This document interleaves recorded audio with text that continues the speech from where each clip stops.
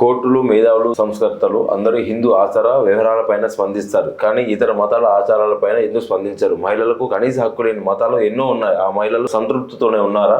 రమేష్ అన్న, నేను అదే చెప్తున్నానే. మనము యూనిఫామ్ సివిల్ కోడ్ మనం ఎన్ని రోజుల నుంచి మాట్లాడతలేం. ఎలక్షన్ల ముందు వీళ్ళకు గుర్తొస్తుంది. మనం కూడా ఏం చేసినాం, 240 కాపేసినాం బీజేపీని.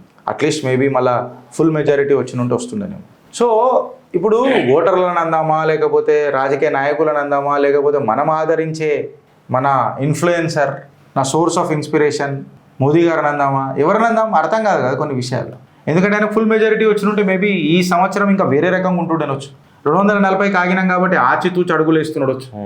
దిల్ కులాంచి మాట్లాడుకోలేము, దిల్ కులాంచి విమర్శ కూడా చేయలేము, ఆయనని పోగొట్టుకోలేము, అట్లా అని చెప్పి పొడవను లేము.